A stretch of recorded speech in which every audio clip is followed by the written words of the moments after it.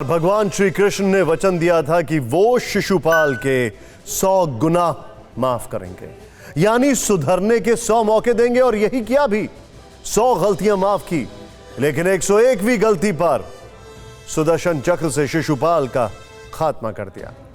महाभारत का यह किस्सा चीन पर सटीक बैठता है। सवाल यह है कि क्या चीन के भी 100 गुनाह पूरे हो चुके हैं? क्या चीन की अति का अंत करीब आ चुका है? जो बाइडेन को अमेरिका की गद्दी पर बैठे बमुश्किल 5 महीने का वक्त हुआ है, लेकिन इन 5 महीनों में ही जो बाइडेन चीन की साजिशों से इस कदर तंग आ चुके हैं कि चीन को उन्होंने आखिरी चेतावनी दे दी है। इतना ही नहीं, अटलांटिक महासागर में महाबम दागकर चीन को उसके अंजाम का ट्रेलर भी दिखा दिया। ये रिपोर्ट देखें। अद्भुत, अविश्वसनीय, अकल्पनीय।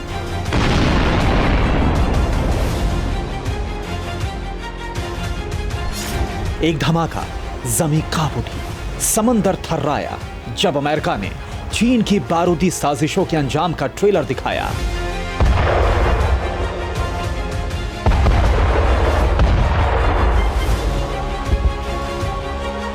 समंदर की कांपती लहरों और सहमी सरहदों का ये वो बारूदी बवंडर है जिसके आगोश में तबाही की अंतहीन दास्तां सिमटी हुई है।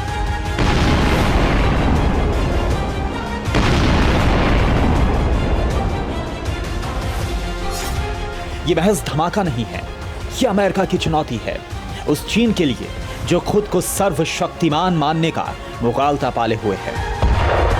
करीब 18,000 किलो के इस महाबम को युद्धपोत से समंदर में गिराया गया। धमाका इतना जोरदार था कि समंदर में करीब 4 तीव्रता की सुनामी आ गई। अमेरिकी नौसेना ने इसे फुल शिप शॉक ट्रायल करार दिया, लेकिन दुनिया इसे चीन की साजिशों का अंत का आगाज मान रही है, क्योंकि अमेरिका ने समंदर में बारूदी बवंडर का ट्रेलर ही नहीं दिखाया, बल्कि चीन को फाइनल वार्निंग भी दे दी है। China must allow an investigation to proceed within its territory. Either they will allow, in a responsible way, investigators in to do the real work of figuring out where this came from, or they will face isolation in the international community. America ने चीन को 2 विकल्प दे दिए हैं। पहला ये कि चीन कोरोना की जांच की इजाजत दे, या फिर दुनिया चीन का हुक्का पानी बंद करने को तैयार हो। अमेरिका ने इतना ही कहा और चीन को मिर्ची लग गई। ये कहना बेबुनियाद है कि चीन कोरोना वायरस के ओरिजिन की जांच से इनकार करता है। ये कहना सही नहीं है कि चीन दुनिया में अलग थलग पड़ जाएगा। इसमें कोरी सियासत है। चीन ने कहा है कि वो जांच से इनकार नहीं कर रहा है, लेकिन 1.5 साल से यही कर रहा है। माओ के मुल्क के इसी फरेब में उलझकर दुनिया कोरोना से जूझती रही है, इसलिए अमेरिका ने चीन पर चाबुक चलाने की तैयारी कर दी है। पता है कैसे? तो जानिए। बाइडेन अपने पहले विदेश दौरे पर यूरोप गए। G7 देशों को चीन के खिलाफ लामबंद किया।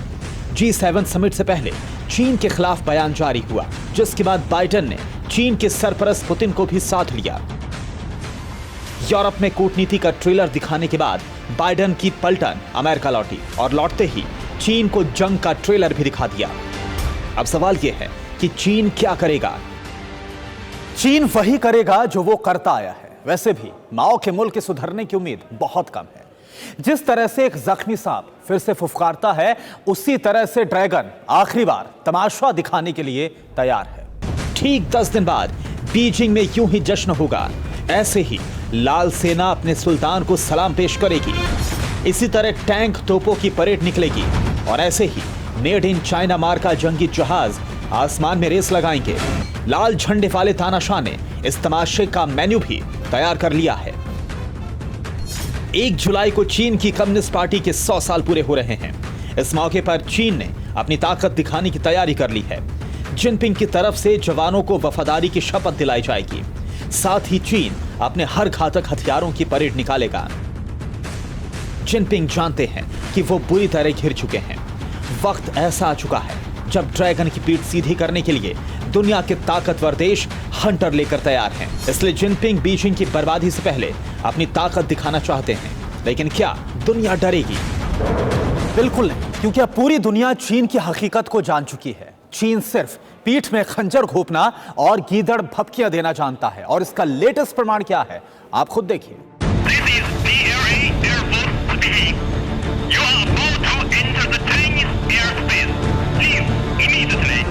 चीन ने यह गीदड़ भभकी तब दी थी जब अमेरिका के जंगी जहाजों ने बीजिंग का रुख किया था। चीनी चीखते रहे, लेकिन अमेरिकी जहाजों पर कोई फर्क नहीं पड़ा, जिसके बाद जिनपिंग के शागिर्दों की बारूदी उछलकूद शुरू हो गई। बावजूद इसके काफी दूर तक चीन की सरहद में दाखिल होने के बाद अमेरिकी जहाज वापस लौटे। सवाल यह है, ये हुआ कैसे? तो इसे समझिए। अमेरिका का युद्धपोत USS Ronald Reagan South China Sea से गुजर रहा था। इसी दौरान चीन ने ताइवान में घुसपैठ की बड़ी साजिश की थी। इसी का जवाब देने के लिए अमेरिका ने अपने फाइटर जेट चीन की तरफ भेज दिए थे।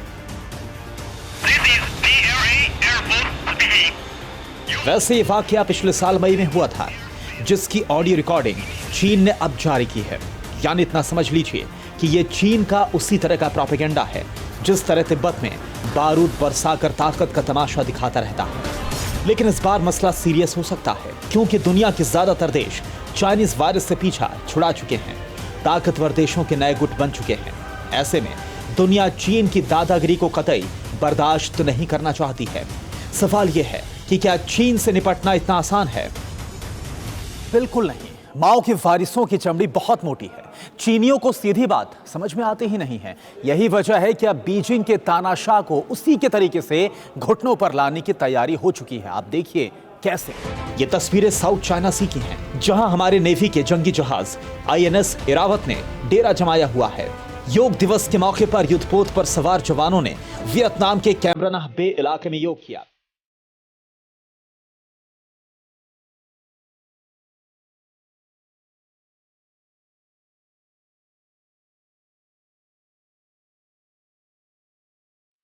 आईएनएस एरावत कैमराना बे इलाके में तैनात किया गया है।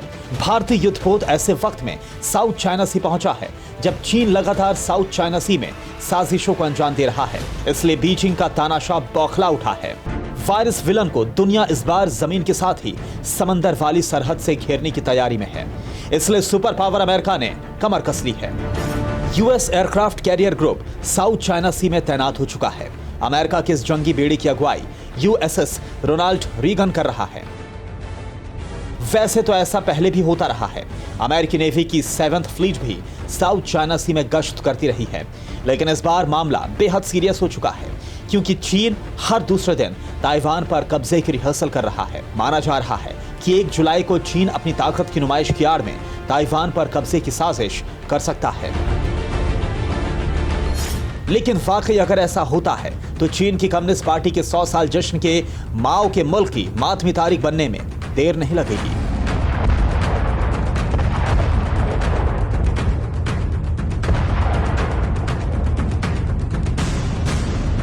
ब्यूरो रिपोर्ट, TV9 भारत पर।